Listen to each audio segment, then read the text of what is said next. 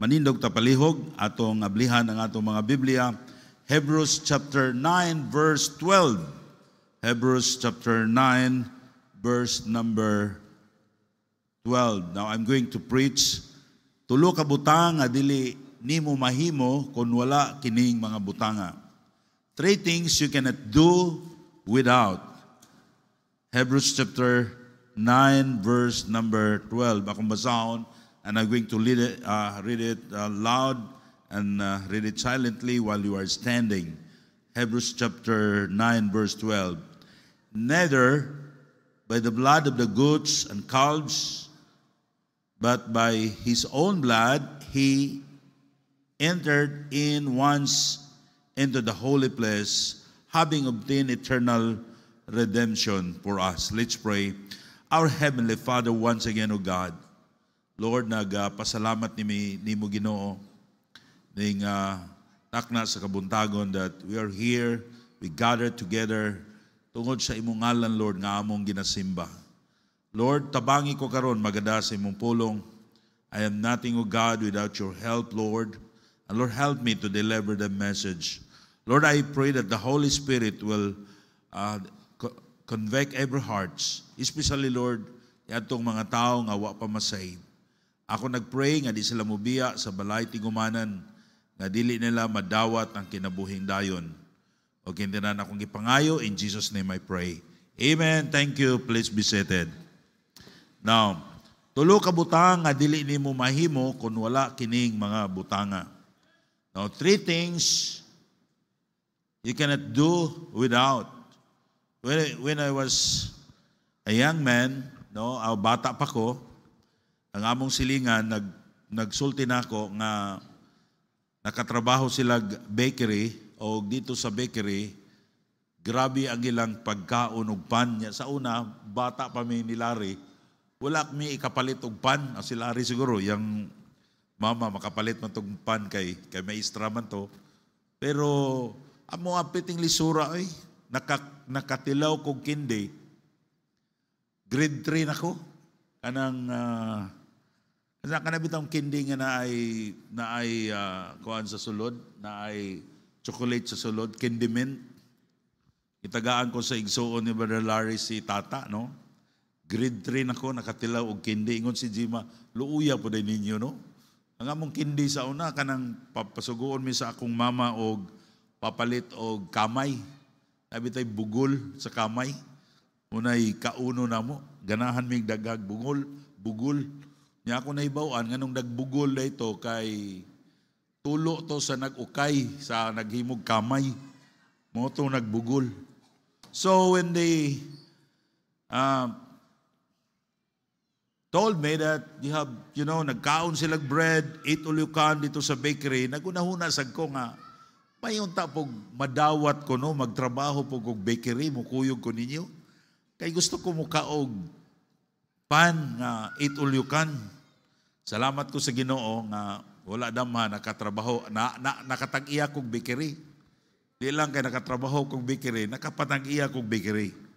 But dili ka makahimo og pan nga walay harina. Right? No? You cannot make bread without a flour. Og lain pag mga butang nga nga nato mahibawan nga dili pwede mabuhi kung wala ni siya. Now ang isda dili ni mahimo nga mabuhi kung walay tubig. No, kung ang isda kuhaon nimo sa tubig, mamatay na siya, right? Ang kahoy kung walay yuta. Kung ang kahoy ibto nimo sa yuta, dili gina siya mabuhi. Mamatay na siya. Samad sad sa tao, kung walay Diyos, mamatay, ug ang ikaduhang kamatayon, linaw nga kalayo. So, we need God in our lives. We need Jesus to save us. Para sa among mga bisita karon, ako nagpray the whole week nga imong masabtan ang paagi sa kaluwasan. Nga dili ka pwede nga makaangkon sa imo nga kaluwasan pinaagi sa imong pagpaningkamot.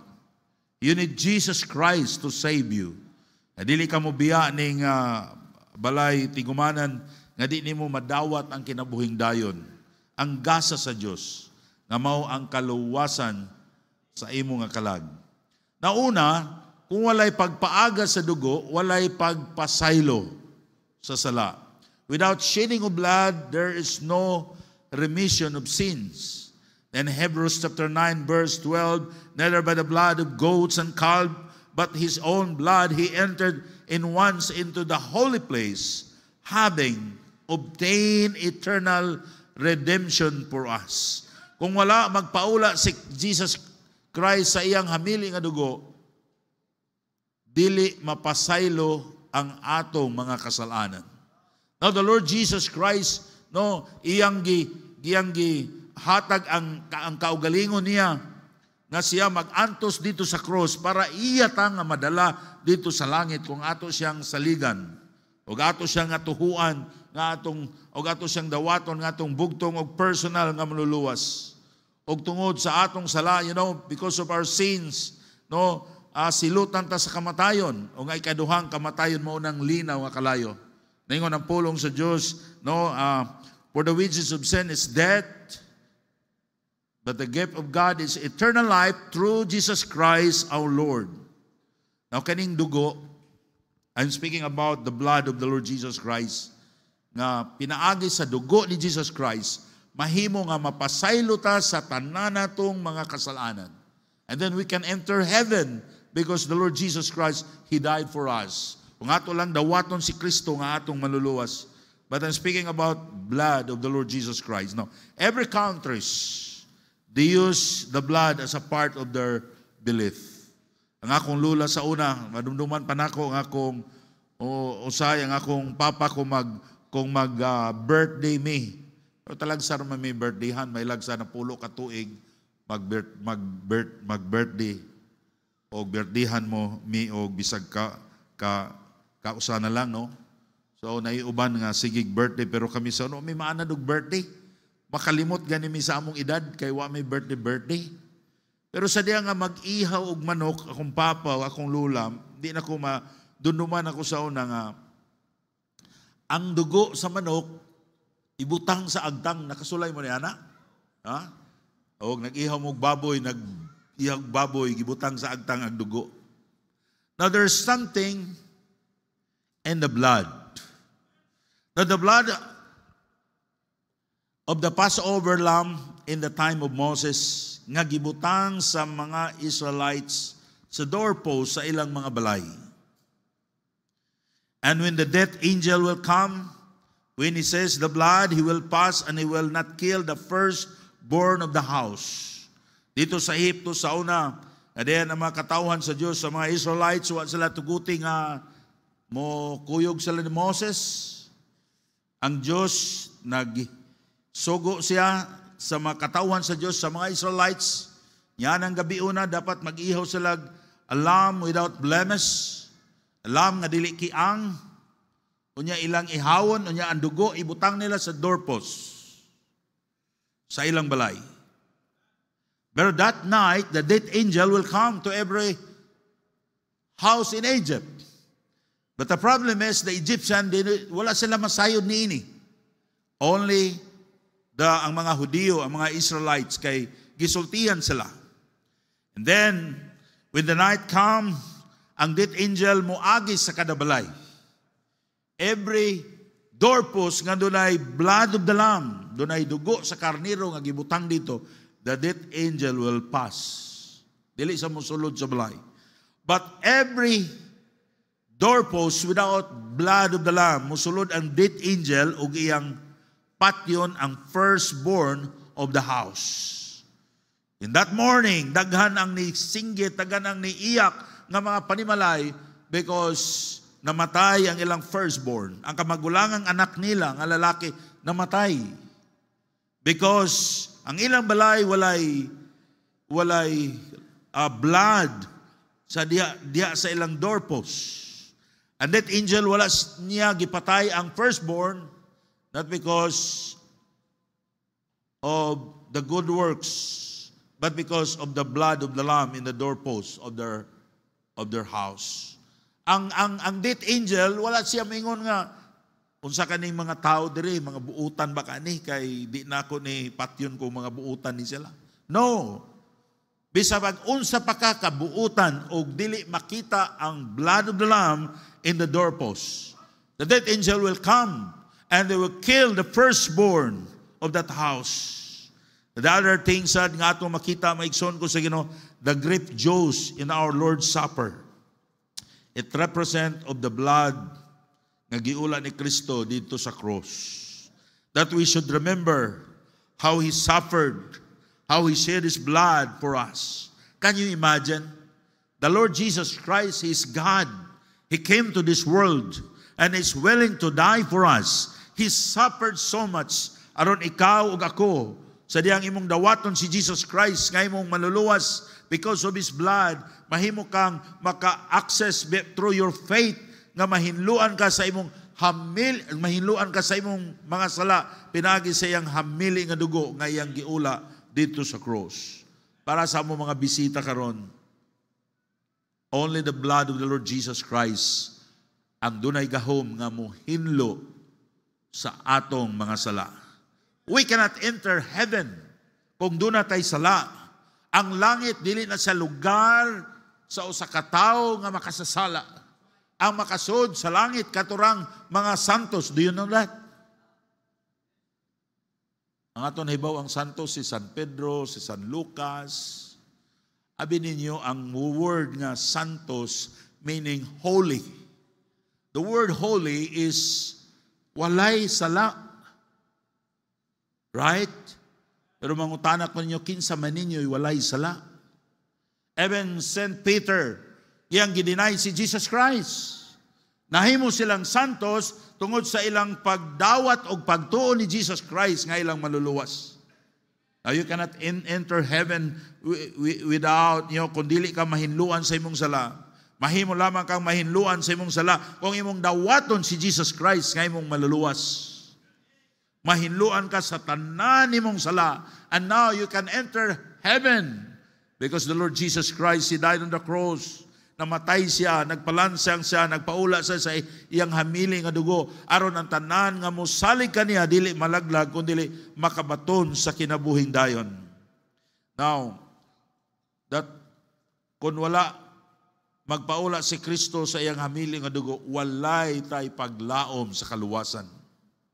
In 1 Peter chapter 1 verse 19, but with the precious blood of Christ as of the Lamb without blemish and without spot, walay laing nga dugo nga makahinlo sa atong sala. Not the blood of Mary, si Mary di makaluwas nato. Not the blood of kanang mga santos, no, walay laing gawas sa hamili nga dugo nga giula ni Kristo dito sa cross. Osbunako, ang dugo sa mga santos dili makahinlo sa atong sala. But only the blood of Jesus Christ can cleanse all our sin if you believe and accept Him as your Lord and Savior. Ikaduha, kung walay pagtuo, imposible ang pagpahimuot sa Diyos.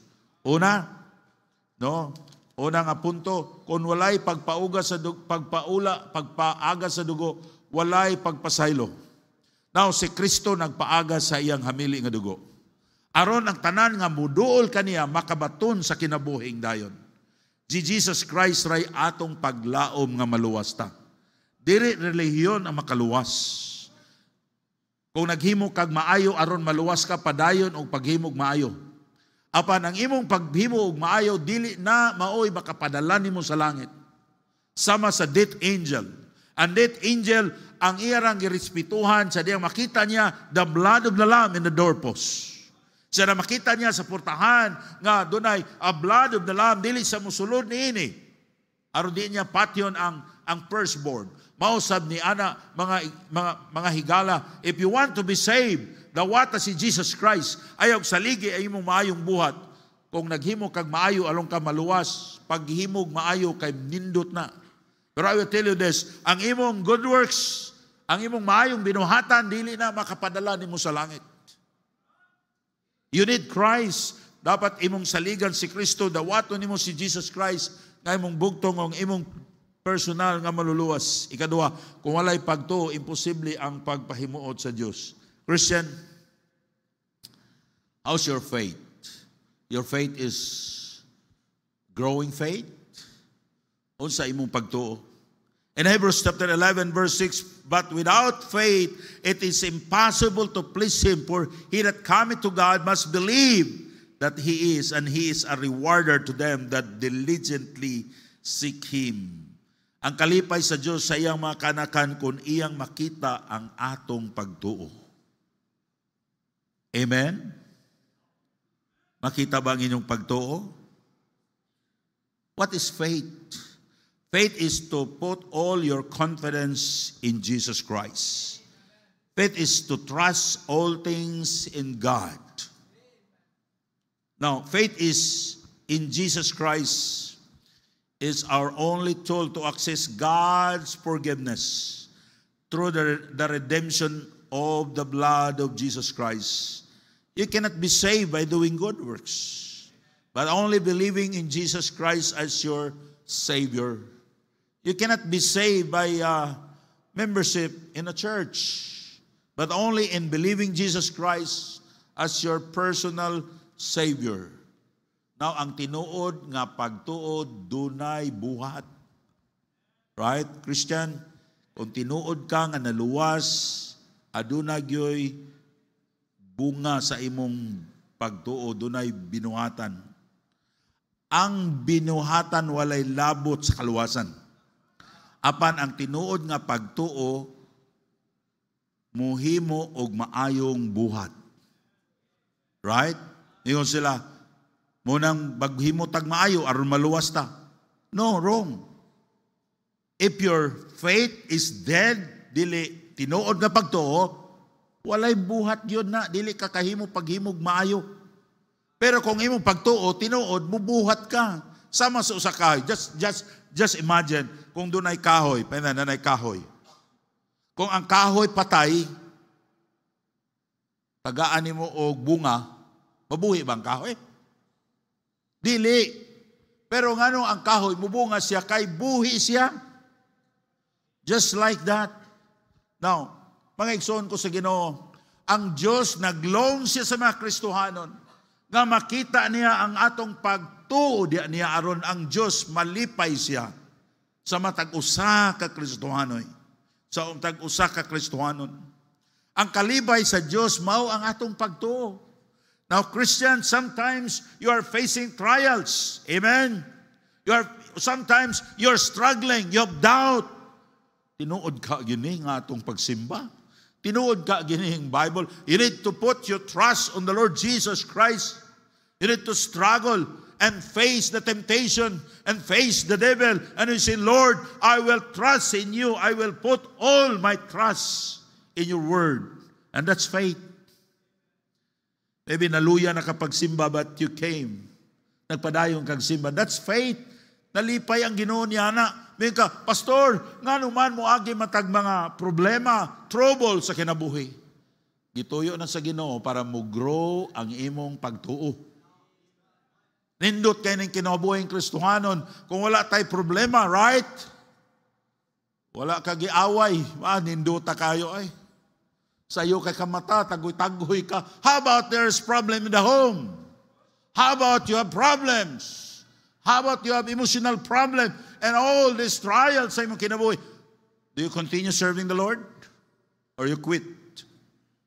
But Christian, God needs your faith. Ang iyang kalipay, ang imong pagtuo, ma-prove nimo sa Ginoo that you have faith in God in times of trials. You continue serving the Lord. Amen? Maanhi ka diri sa simbahan, bisa usay pagtanaw sa una, pagsimba nimo diri sa tanang tao mura mag-anghel. Pastang ninduta, oy, after nag 10 years, kadalingin mo. Mga backslider, mga Kristohanon din, Anya, di na ka mo balik. Now, Christian, God is looking for your faith. Amen? Ang Diyos nalipay siya. Makita niya ang atong pagtuo. Bisan sa tanan nga mga problema, you continue serving the Lord. Our growing faith is the basis of God, how much He blesses us. Nakita na to sa Biblia, all great men of God, doon na sila yung mga pagsulay sa kinabuhi. Si Abraham, gisulayan siya. Gitagaan siyang anak, o gipangayo sa Ginoo ang iyang anak. ngayang ihatag sa burnt offering, gisulayan ra siya sa Ginoo. Salamat ko ni Abraham nga tungod kaysa usa siya kaamahan sa atong pagtuo. Si Abraham.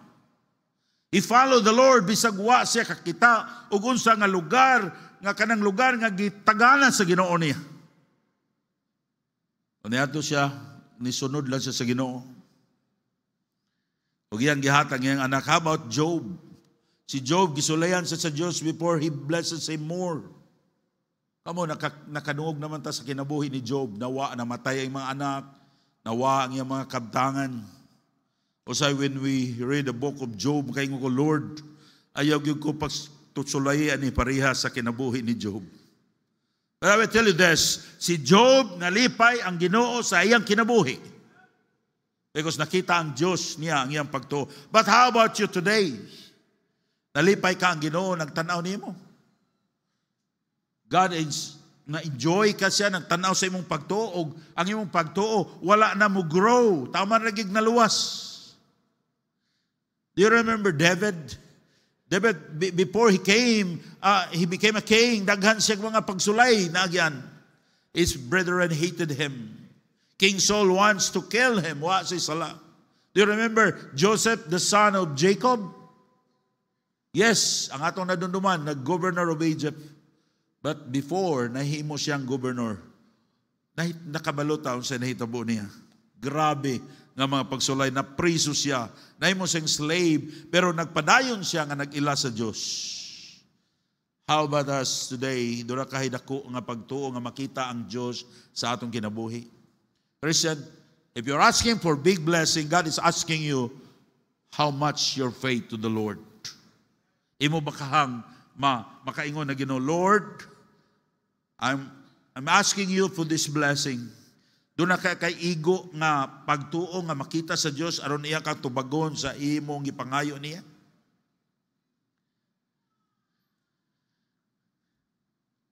O gamay lang ang mga problema sa imong kinabuhi, sa imong Kristohanon, wala na kay kalipay mag-alagad sa Dios. Christian, ang Kristohanon nga dunay pagtuo sa Ginoo, nagtubo ay ang pagtuo. In spite sa kalaay sa pag-alagad niya sa Diyos, nagpadayon siya.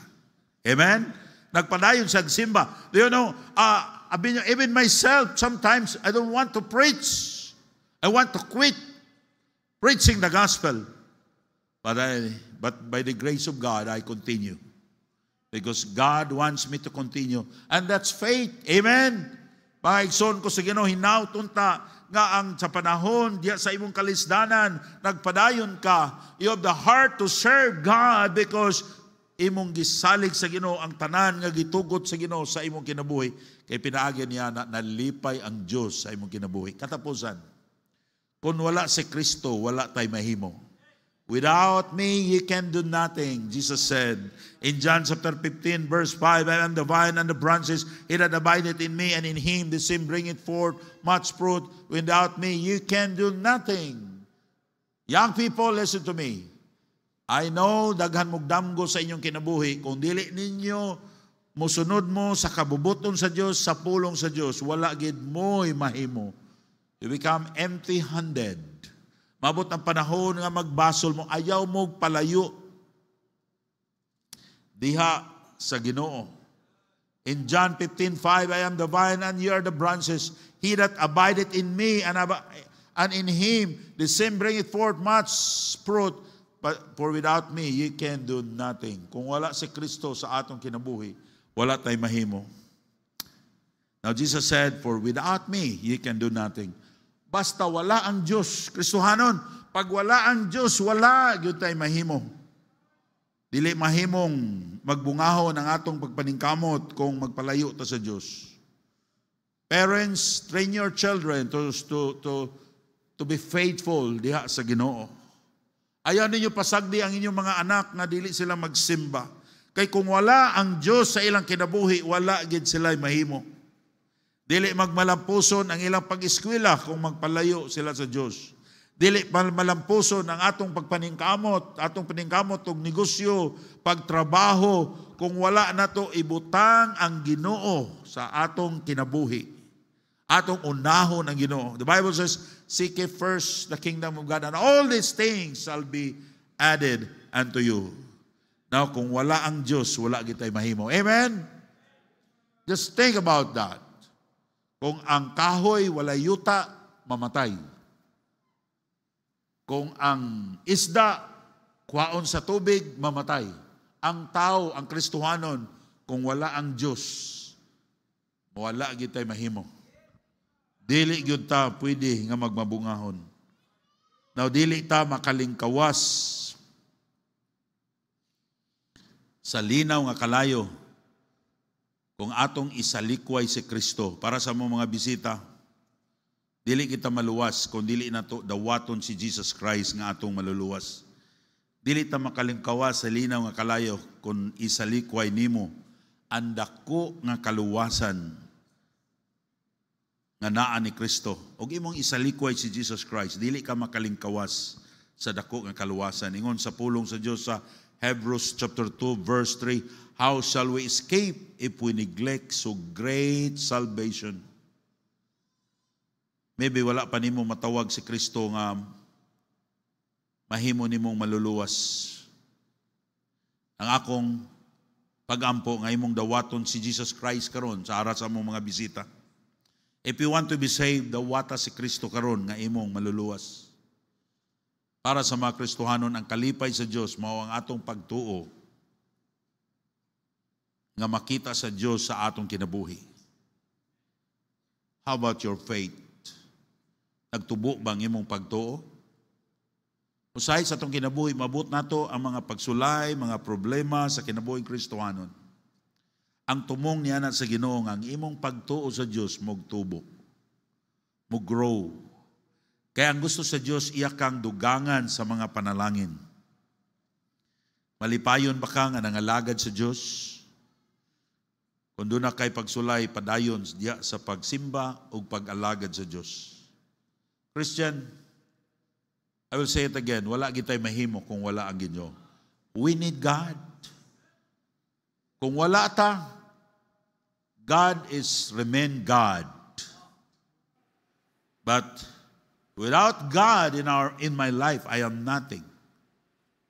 Kana ganing atong utok sa mga doktor, ingon sila, mabutangan lang kuno na gamay kayo nga kagaw. Makalimot na ka o kinsa ka, di nakakalihok. Do you realize unsa ka lisod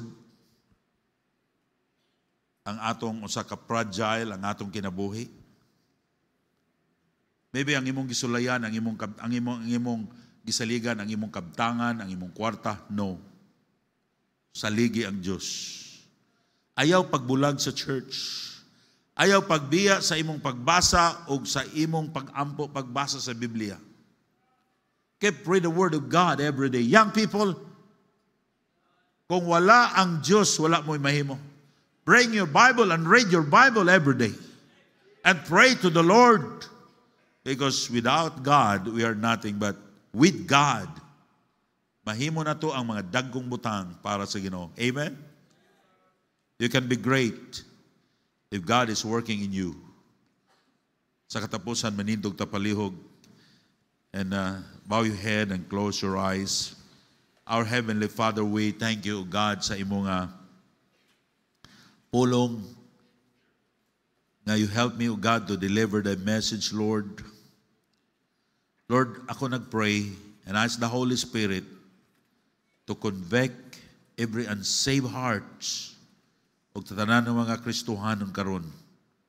Lord, nagpray ko sa among mga bisita nga di sila mubiya ning balay tigumanan nga dili nila madawat si Jesus Christ nga ilang manluluwas. Lord, I pray that you will bless this invitation. In Jesus' name I pray. Remain standing as no one is looking around. While bow your head and close your eyes. Walay maglingi-lingi. While the piano will play very softly. Para sa among mga bisita, nagpray ko, nagampo mi. Nga dili ka mo gawas ning balay tigumanan, nga di nimo madawat si Jesus Christ nga imong maluluwas. Ang baptist dili mao'y makaluwas. Apan si Kristo mao'y mangluluwas. Namatay sa dito sa cross, nagpaula sa siya, hamili nga dugo. Aron iya kang mada dito sa langit, kung imong dawaton siya karon nga imong maluluwas. Ingon sa pulong sa Diyos, for God so loved the world that He gave His only begotten Son, that whosoever believeth in Him should not perish, but have everlasting life. Maybe this morning, may ka, Pastor Ray, I want to be saved. Gusto kong maluwas. Gusto na akong dawaton si Kristo nga akong maluluwas. I know I am a sinner and I need a Savior. O gusto na akong dawaton si Kristo karon nga akong maluluwas. Gusto ko nga muduol nga to kaniya aron mapasaylo ko sa tanan akong mga kasalanan. Kung gusto nimo nga dawaton si Kristo karon, dili ni maoy pagpamembro sa simbahan, no. Wala ta mo giawag nga mamembro mo sa baptist, no. Baptist cannot save you, but only the Lord Jesus Christ. Kung gusto ka nga masave, gusto nimo nga mudawat sa Ginoo, ipataas lang imong tuo kamot, mailan nga imong siyang dawaton. Ado na ba? Pataasin mo tuong kamot. Amen. Kasi ado na pa ba lain? Ado na itulo ka kamot ako nakita. Yes. Yes. I've sent plenty of hands. Yes. Ado na pa ba? Yes. Doon na siguro mga almost 20. Yes. Now, butang lang na inyong kamot. Unya, sunod mo nini nga pag-ampo nga akong pagahimuon karon. While you are standing, sunod nini nga pag-ampo. Kini nga pag-ampo, mauni inyong pagdawat sa Ginoo, kumusunod mo nini nga pag-ampo. Dili na kinahanglan makadungog pa ang inyong tapad sa pagsunod nini nga pag-ampo akong pagahimuon karon. Sunod nini pag-ampo katong magdawat sa Ginoo, sunod nini nga pag-ampo. Ginoong Hesus, salamat kayo sa imong pagpangamatay dito sa cross. Pasaylua ako sa akong mga sala. Ako kang dawaton karon nga akong maluluwas. Please come to my heart and save me. Salamat atong nagdawat sa Ginoo. Ako nagpray nga mo grow me spiritually. Ibutang na lang imong kamot, brad. Ibutang na lang imong kamot. Salamat sa imong pagdawat sa Ginoo. Now, Christian, the message is very simple. Para sa mga Kristohanon, wala kitay mahimo kung wala ang Diyos. Ang gipangita sa Ginoo is our faith. I don't know today, I don't know what is in your heart. Maybe you are discouraged. Maybe God wants you to grow your faith. If God's speaking to your heart, why you will not come to the altar and speak to the Lord? Lord, please help me.